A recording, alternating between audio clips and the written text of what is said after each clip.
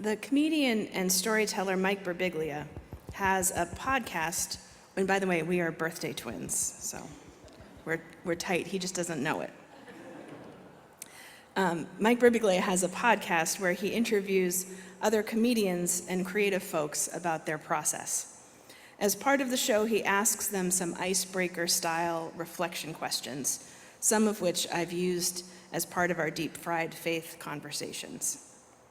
One of Mike's questions is, do you remember a time in your life when you were an inauthentic version of yourself? I bet for many of us, what immediately springs to mind is something from our youth. It might be a little cringy or funny or painful to look back upon. But what about a little more recently? Have there been times that you put on a facade to protect yourself or to navigate an interaction with someone else? This is not to judge ourselves for not being our full, authentic selves all the time, but rather to remind ourselves that being a human is hard, and it takes time to figure out who we are and to live into that self. Throughout our lives, we try on different styles and sometimes different identities as we learn what fits us best. And we don't stop at 20 years old. We form and reform throughout our lives. When we share our authentic selves with others and with the world, it can feel freeing, and it can also feel vulnerable. Chapter 29 of the Tao Te Ching reads, "If you try to grab hold of the world and do what you want with it, you won't succeed. The world is a vessel for spirit, and it wasn't made to be manipulated. Tamper with it and you'll spoil it. Hold it and you'll lose it. With Tao, sometimes you move ahead and sometimes you stay back. Sometimes you work hard and sometimes you rest.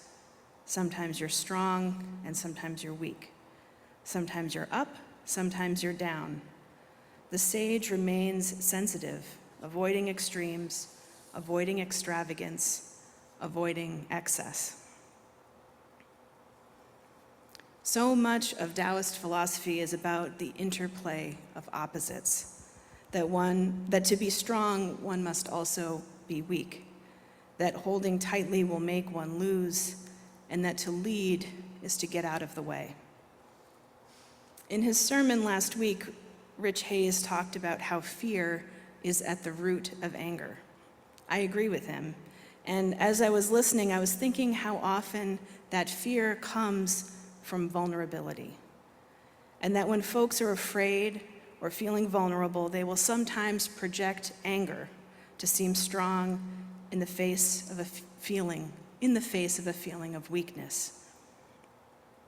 In the Tao, we see that those projecting that strength are not strong, but those who are flexible and don't hold on to power are the most strong and the most powerful.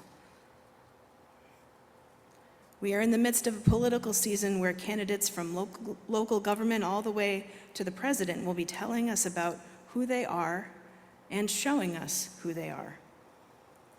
Thinking about vulnerability, fear, and anger might be helpful in the process of discernment and in interpreting the difference between the actions and rhetoric that folks offer.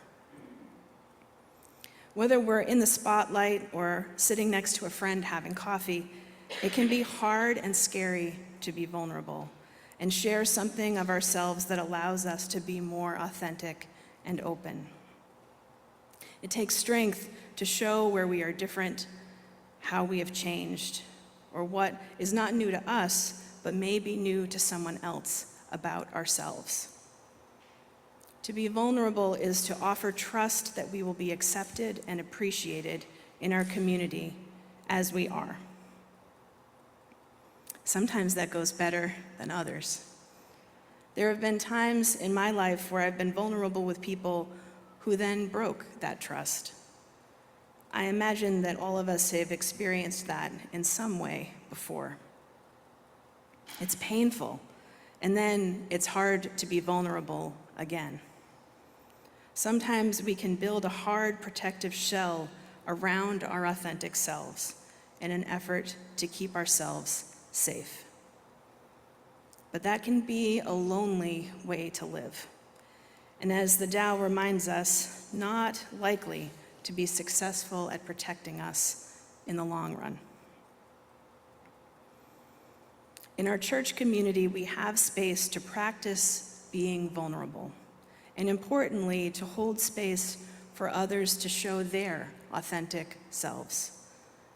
Sometimes in order to belong, in order to fit in or be safe, folks will close off part of their personality, experience, beliefs, or skills. Our work as a community of faith is, with the guides of our covenant and shared values, to welcome people's whole selves and learn more about ourselves and our community as we do.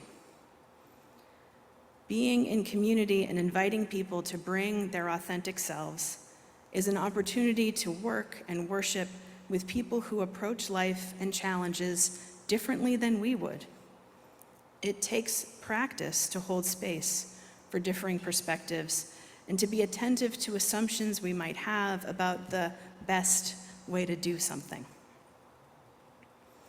Community is a chance to learn from the experience of others and to share our own. Experiencing trusted space can be life-affirming and life-saving.